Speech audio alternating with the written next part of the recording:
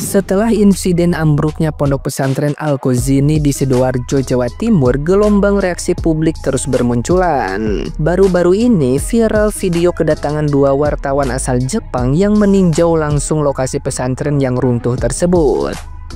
Narasi video itu menyebutkan bahwa keduanya tampak heran melihat bangunan yang tidak terkena gempa bisa roboh begitu saja. Perbandingan pun tidak terhindarkan. Di Jepang, bangunan tinggi dan kompleks tetap mampu berdiri kokoh meski diguncang gempa besar. Sementara di sini, pesantren tanpa guncangan justru ambruk dalam sekejap. Fenomena ini memicu banjir komentar netizen yang budiman yang menyoroti lemahnya penerapan ilmu konstruksi dan logika teknik sipil dalam pembangunan. Banyak yang menilai bahwa kejadian ini mencerminkan minimnya pengawasan dan rendahnya kesadaran akan pentingnya ilmu pengetahuan dibandingkan sekadar keyakinan. Netizen yang budiman pun menuding pembangunan pesantren seringkali mengabaikan aspek keselamatan dan hanya berlandaskan kepercayaan, bukan perhitungan teknik yang matang. Area wartawan di Jepang. Boleh ya? Toron. Wartawan. Masuk tak boleh Pak, video tak boleh. Ya di Jepang, asli Jepang ya. Wartawan. Tangking. Nah, gimana nih menurut netizen yang terhormat? Silahkan berkomentar ya. Evakuasi Ponpes Al-Khazini udah selesai guys. Total korbannya ada 171 orang. Di antaranya ada 104 orang yang selamat, 67 orang syahid, dan 8 bagian tubuh. BNPB bilang ini adalah korban terbanyak dibandingkan bencana alam selama periode 2025. Gue cuma mengucapin turut bela sungkawa untuk keluarga korban yang syahid. Semua orang muslim pasti iri sama para korban, karena mereka meninggal dalam keadaan syahid. Dan gak semua orang bisa dapetin itu. Gue juga mengucapin terima kasih banyak buat tim SAR, relawan TNI dan Polri yang udah berjuang selama proses evakuasi. Semoga semangat dan keikhlasan kalian bisa dapat balasan suatu saat nanti. Ya, ternyata ada yang lebih berbahaya daripada mabok guys ya, yaitu mabok agama. Lu lihat nih, udah berkali-kali gua bilang jangan pernah mau dibutakan sama hal-hal yang kayak gini. Tidak ada yang bisa memberikan keridhaan dan keberkahan selain Allah dan orang tua kita sendiri. Berharap ridho dan keberkahan kok sama kiai, nggak ada. Sama orang tua lu mau setuju kok sama orang tua lu. Yang bisa menyelamatkan diri kita ya diri kita sendiri, amal dan ibadah kita sendiri. Sekuat apapun doa orang tua lu di dunia ini ya, ketika lu meninggal nanti, kalau lu jarang sholat, lu sering maksiat, ya ujung-ujungnya di neraka juga bos. Lah ini nerima bantuan aja takut banget, takut gak diridoin sampai kiainya. Astaga, nih soal mindset bro. Mikir kids, mikir. Apa mau debat di kolom komentar? Lu bantah nih statement gua. Tidak ada yang bisa memberikan keridhaan dan keberkahan selain Allah dan orang tua kita sendiri. Lu bantah tuh, bahkan di dalam Al-Quran yang bisa memberikan keberkahan itu cuma Allah. Mikir kids, mikir. Kalian tuh sebarkan ke keluarga kalian, ke orang tua kalian, ke orang-orang yang kalian kenal. Kasus yang ada di pondok pesantren di Sidoarjo ini belum selesai guys. Jadi data terakhir per video ini dibuat, ada 39 santri yang meninggal dan tim SAR masih mencari 23 korban. Jadi masih banyak banget korban yang belum ditemuin atau santri-santri yang belum ditemukan. Dan gue minta tolong kepada netizen untuk tidak menghujat tim SAR ataupun orang-orang yang ikut membantu dalam proses evakuasi santri-santri ini. Bahkan gue liat tim SAR tuh sampai klarifikasi bahas hujatannya netizen. Nih ya, tim SAR itu udah berpengalaman dalam menangani kasus seperti ini gitu. Jadi mereka tuh tahu nih apa yang harus dilakuin. Nah, misalkan netizen nih nyaranin, kenapa nggak pakai crane, kenapa nggak pakai ini, kenapa lama banget prosesnya? Itu semua tuh ada prosedurnya. Runtuhan bangunan itu kalau misalkan diangkat, nggak semena-mena kayak langsung keangkat semua gitu. Enggak, kita nyentuh aja itu bisa jadi ambrol lagi ke bawah. Dan gue juga baru tahu ada informasi ini nih. Jadi tuh di pesantren itu ada tradisi hukuman ngecor. Nah, gue tuh mikir gitu kan, kalau emang tujuannya untuk mempererat persaudaraan, untuk mempererat gotong royong, kenapa nggak melakukan hal-hal yang sepantasnya dilakukan oleh para santri gitu? Kayak misalkan contoh, bersihin masjid, bersihin sajadah masjid, bersihin asrama, dan lain-lain, bersihin kamar mandi asrama, dan lain-lain. Masih banyak banget kegiatan, kenapa harus pilih ngecor gitu kan? Bayangin orang tua bayar mahal-mahal anaknya buat pesantren, tapi malah anaknya disuruh ngecor. Kan kayak, tujuan gue minta kalian nge-share ini adalah kita berdoa bareng-bareng semoga santri yang belum ditemukan segera ditemukan, dan juga santri-santri yang masih dirawat segera pulih dan juga bisa beraktivitas kembali. Guys, dari kemarin lagi rame banget tentang ponpes yang bangunannya rubuh. Jadi pertama-tama gue mau mengucapkan turut berduka cita untuk para korban dan para keluarga yang ditinggalkan. Semoga diberikan ketabahan. Gue jujur tadinya nggak mau ngebahas ini karena udah banyak banget yang ngebahas. Tapi ada beberapa hal yang sungguh gue nggak mengerti. Jadi gini, itu ponpes rubuh itu sekarang udah semakin jelas lah alasannya kenapa ya kan. Tapi yang gue sangat tidak mengerti kan waktu itu rubuh, datanglah tim SAR dan para relawan untuk ngebantu. Kok bisa-bisanya ada yang nyala-nyalahin dan marahin tim SAR-nya? Itu nggak masuk ke kepala gua sumpah. Kalau masuk ke kepala lu, ke hidung lu, ke kuping lu, komen di bawah kenapa itu bisa masuk. Alasannya apa? Ada sebuah musibah yang bukan disebabkan oleh tim SAR.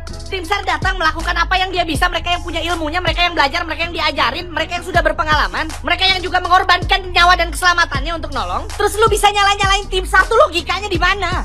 Gila, tak masuk logika. Termangu hatiku. Lu kalau mau nyalahin, jangan nyalahin tim SAR. Videonya kan udah banyak. Namanya bangunan kecil aja, bangunan yang tidak segede gitu aja. Orang-orang waras itu pakai kontraktor, pakai orang yang udah ahli untuk melakukan dan tahu apa sama apa yang dia lakukan. Ini enggak.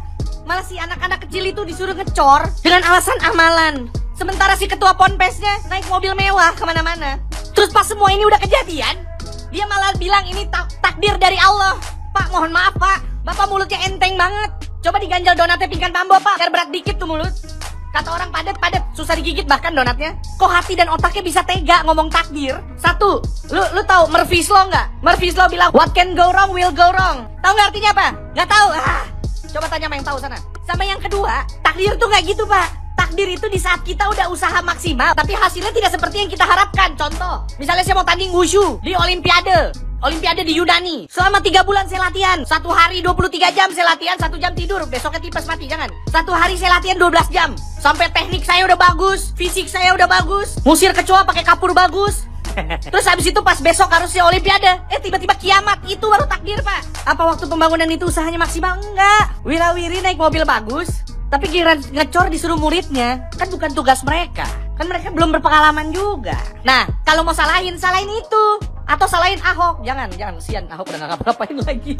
Jangan disalah-salahin terus dia. Ya atau lu mau salahin siapa lah, terserah lah. Tapi jangan salahin tim SAR-nya, kan dia cuma ngebantu. Nah, jadi balik lagi nih ke pertanyaan gue yang di awal nih. Buat orang-orang yang nyalahin tim SAR dan orang-orang yang ngebantu, itu logikanya di mana sih? Apa yang dipikirin sih? Tadi pagi sarapan apa sih? Mau dong. Pak Kiai, kawula badhe matur nggih Pak Panji. Pak Kiai wingi ngendika nggih to bahwa runtuhnya pondok pesantren Al-Ghazini itu karena ya itu sudah suratan takdir ya dari Allah Subhanahu wa taala. Nggih leres Pak. Untuk iman dan takwa dan kepercayaan saya setuju bahwa segala musibah itu kalau bukan atas kehendak Allah itu tidak akan terjadi. Tapi Pak, kita kan punya akal ya kan, sama Allah diberikan akal, diberikan pikiran supaya apa? Supaya berpikir kita melakukan hal-hal yang terbaik, ikhtiar terbaik hidup di dunia ini ya kan. Syukur-syukur ikhtiar kita itu bisa mengubah takdir dari Allah ya kan. Pak, mohon maaf ya, dari segala ilmu ya yang dikeluarkan oleh para ahli, itu bangunan itu memang dibangun tidak sesuai dengan konstruksi bangunan berlantai 4 Pak, dan tidak dikerjakan oleh ahlinya. Dan ada hadisnya kan Pak Kiai bahwa segala urusan jika diserahkan kepada yang bukan ahlinya itu maka tinggal menunggu kehancurannya, itu kan hadis riwayat Bukhari Pak. Saya juga percaya dan yakin Pak Kiai dan juga pengurus pondok pesantren itu juga mengetahui hadis tersebut ya. Harusnya sebagai tokoh agama dan ulama juga paham dengan isi hadis tersebut dan mengamalkannya Pak.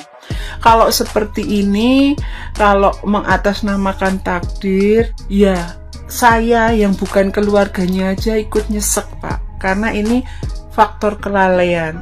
Pak Kiai, pengurus pondok juga manusia ya kan, tidak luput dari kesalahan. Dan semakin sesek lagi ya Pak, para orang tua korban ini ya, itu menolak santunan yang diberikan oleh pihak pondok pesantren karena tidak ingin mengurangi ridho dan berkah dari Pak Kiai. Ya itu nyesek banget Pak. Mereka percaya gitu dengan adanya berkah dari para ulama.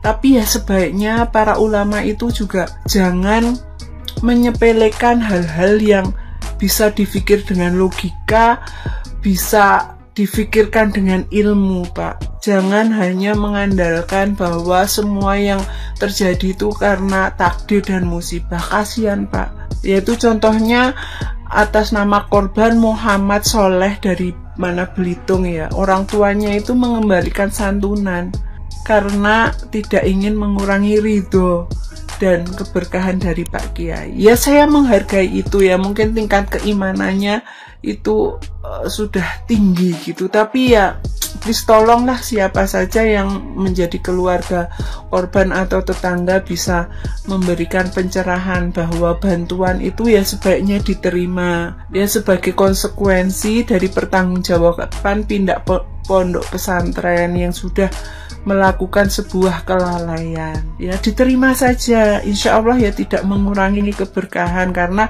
Pak Kiai mungkin juga ikhlas, pondok pesantrennya juga ikhlas memberikan bantuan, ya kan? Kita cari win-win solusinya gitu. Ya, diterima saja bantuannya, ya.